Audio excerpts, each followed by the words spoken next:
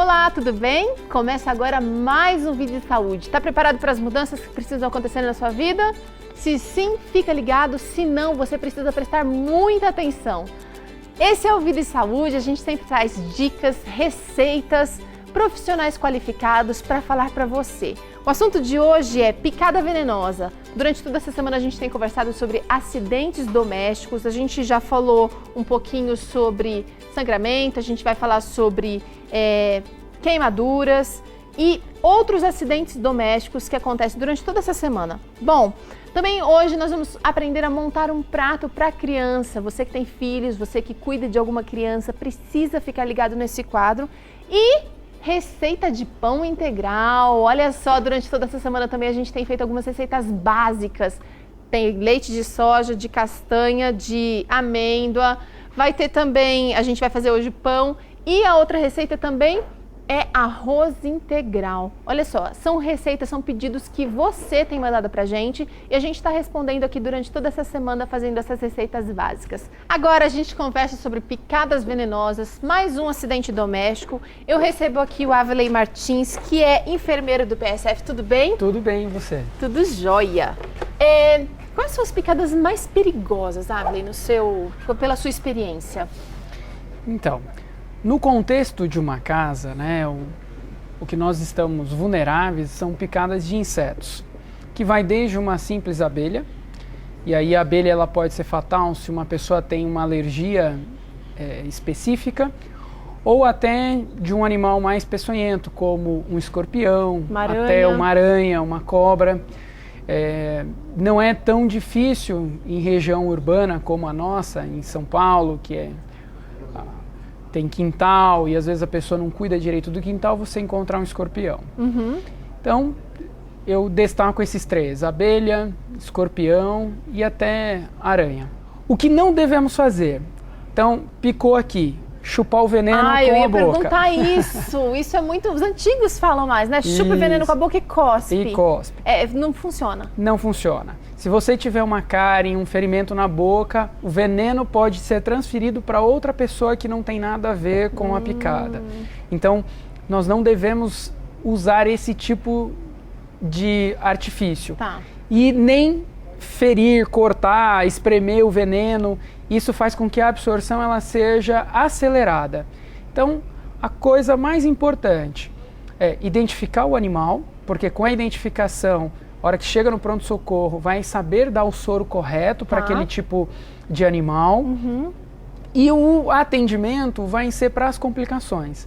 Então, quanto mais rápido essa pessoa for atendida num centro especializado, melhor vai ser a sua recuperação. Vocês não indicam nenhum tipo de remédio, nada, porque normalmente em casa minha mãe sempre ensinou, picou a abelha, coloca um pouquinho de argila, uma argila esterilizada. O pronto atendimento diz que é melhor não, nada. Então, para uma picada de abelha única, não precisa também sair correndo para o hospital. Uhum. É aquilo que eu te falei, vai observar. O que vai ficar numa picada de abelha, o local vai ficar dolorido. Uhum. Você pode fazer uma compressa de gelo, você pode até usar uma compressa de argila para tirar a dor local. Tá. O que nós precisamos estar atentos é os sinais de uma reação anafilática, que é aquilo que eu te falei. Inchaço nos olhos, o rosto fica vermelho. Isso é rápido, né, Aveley? Não é um negócio que demora um dia para acontecer. Não, imediatamente já começa a surtir. Isso pode acontecer de minutos até na primeira hora. Tá. Bom, você a gente está falando aqui sobre acidentes domésticos durante toda essa semana. Agradeço ao Aveley por hoje. Amanhã nós teremos mais. Amanhã a gente vai falar sobre engasgo.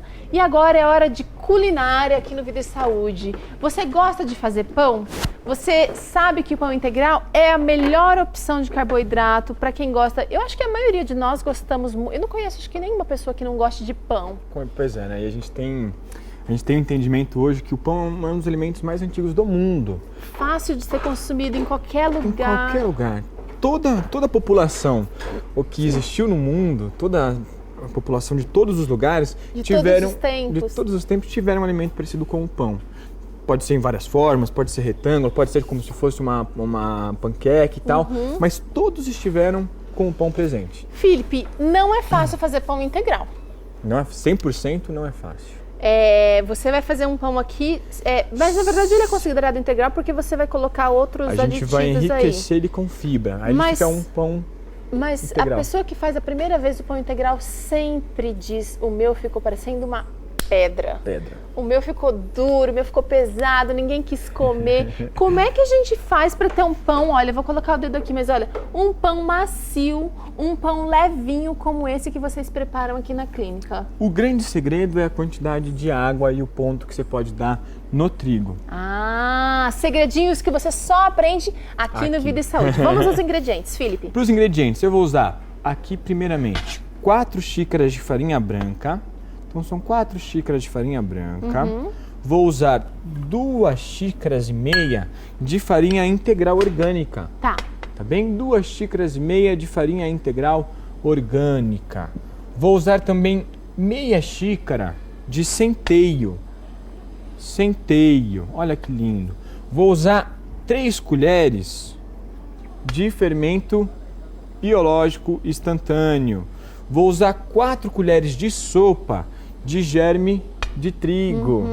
Vou usar 4 colheres de sopa de farelo de trigo. Vou usar também 4 colheres de açúcar mascavo. Vou usar meia xícara de óleo e sal a gosto. E eu trouxe mais 2 ingredientes para a gente poder entender que com essa massa a gente consegue fazer mais de uma coisa. Aqui eu trouxe algumas variações e vou fazer mais uma para a gente aprender aqui no programa ao vivo para vocês. Joia, não perca essa receita. Essa é uma receita que você, telespectador, pediu muito pra gente no blog. E é uma receita que todo mundo que quer se tornar vegetariano, que está adaptando ao estilo de vida, sabe que precisa aprender. Pão integral é básico. Verdade. E a gente está fazendo essa semana inteira de básicos, né, Felipe? Com certeza. Bom, daqui a pouquinho a gente volta para você conferir essa receita e a gente vai aprender agora a montar um prato para criança. É um desafio. Tudo bem, Adriana? Tudo. Prazer. Igualmente. A Adriana é nutricionista no Hospital Adventista, lá em São Paulo, do ambulatório. Ambulatório, isso. E a gente vai conversar um pouquinho sobre o que fazer, as artimanhas, as estratégias para deixar um prato saudável mais atrativo para as crianças, é isso? Isso. Em particular, esse assunto, né, de alimentação para criança é um dos assuntos que eu mais gosto. Que bom! Gosto muito. Então, na verdade, nós temos que ter um cuidado desde que a criança, ela tem o desmame, no caso, ela não toma mais o leite materno. Então, a inserção desse alimento tem que ter um cuidado. Então, como? Muitas mães liquidificam os alimentos e a criança não tem aquela referência do que é a beterraba, não tem a referência do que é a batata e nem a textura. Ela faz aquela papinha, aquele mingau, aquela mistura. Eu entendo, assim, acho que a mãe fica tão preocupada em colocar um monte de nutriente, né, pra criança, só que não. Então, o ideal é amassar os alimentos. Já começa assim. Saiu, então, do leite materno, começa amassando com um garfinho e dá para a criança sentir o que é a beterraba, e também o sabor, a cor e a textura. Tá bom? Depois, a criança tem uma certa autonomia, né? Ela não gosta disso, nunca comeu. Mas eu não gosto disso, por quê? A gente fala que a criança é incrível, né? No caso, é a neofobia alimentar, é o medo de experimentar o novo. Então, no caso, a mãe, é importante que os pais participem. Já que a criança já vai ter essa autonomia, então a criança tem que ajudar o pai e a mãe no preparo, porque ela vai pegar. Esses dias no consultório teve um paciente que ele não sabia que o milho vinha no sabugo. Achou que vinha na latinha. Então, mas era um paciente criança? Era uma criança de 5 anos. Pra você ver como ele não tem referência de onde vem o milho. Então é importante que a criança pegue a fruta, que ela vai fazer compra, porque isso vai estimular a curiosidade e o prazer da criança, né? Outro segredo também é que a mãe e o pai, desde pequenos, coloquem a criança na mesa. Mesmo que esteja na cadeirinha, mas é importante esse convívio da criança. Esse momento social da refeição. Isso, porque eu também observo isso no ambulatório, que as crianças, elas comem com mais calma, elas têm uma reverência pelo alimento, quando tem esse contato com com os pais desde criança. Então aqui eu trouxe um prato, as crianças não gostam, tem uma certa idade, os 5 anos, que criança não gosta muito do verde, mas isso tem uma explicação científica, eles gostam mais do vermelho, do laranja, cores mais vivas, cores atrativas. Então, eu coloquei aqui, na verdade é só Olha que bonitinho. É, Não vou por nem quê? virar, porque senão você vai cair. Isso. No caso, a criança acorda de manhã, que vai pra escola. Eu sei que a vida de mãe não deve ser fácil. Não sou mãe. Você não é mãe ainda, né? Ainda não, mas quero muito.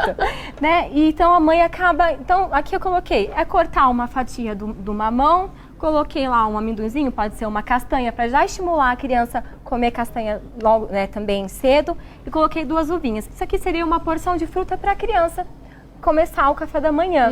Então, a gente tem que trabalhar. É simples, não gasta nem 5 minutos para poder cortar uma fatia. 1 minutinho para fazer isso aqui, Né? gente. Olha Uma só que curtinha. bonitinho que ficou. E tem que brincar com a criança. Então, além de incentivar que a criança prepare os alimentos, também brincar com a criança. Isso são dicas úteis, né, que eu tenho visto também no ambulatório e, né, Que funcionam. Funciona e as crianças crescem, né, com hábitos mais saudáveis. E você acha útil deixar a criança escolher? Porque muitos pais reclamam, olha, eu ofereço para o meu filho, eu ofereço. Ele não quer saber. Aí a criança fala, não, quem que tem que vencer essa história? Como é que a gente faz para essa relação ficar um pouco mais Isso. assim, Imposição fácil? não funciona. Não funciona. Não adianta. Então, tudo é... Aliás, cria trauma, né? Isso. Então, hoje em dia, tem que negociar. Então, faz parte do mundo da criança comer bolacha, faz parte do mundo da criança comer alimentos... Não adianta, né? Todo mundo já foi criança, sabe como é que é. Biscoito de polvilho. Biscoito de polvilho, bolo. Então, assim, é negociar. Então, se a criança fez tudo certinho durante 4 dias da semana, então ela pode escolher o que ela pode comer durante um dia. Então, isso é tudo negociar essa criança de fato merecer. Agora, imposição não funciona com criança. Né? E você acredita que dá para assim, para oferecer e os pais demonstrarem também, comer? Porque às vezes os Isso. pais falam, mas eles mesmos não fazem. Isso, vários estudos comprovam que quando o pai ele pega aquele prato de salada e come com gosto, né? Aquele momento prazeroso, a criança também. Ela fala, nossa, se meu pai, a minha mãe tá comendo, então deve ser gostoso. Então, uma hora ele vai querer experimentar, Com né? certeza. Então, é lógico que os pais têm um papel fundamental aí na alimentação saudável dos filhos. Tá joia. Adriana, muito obrigada. Nós vamos para um rápido intervalo. Na volta você vai conferir massa de pão. Não perca que a gente já volta.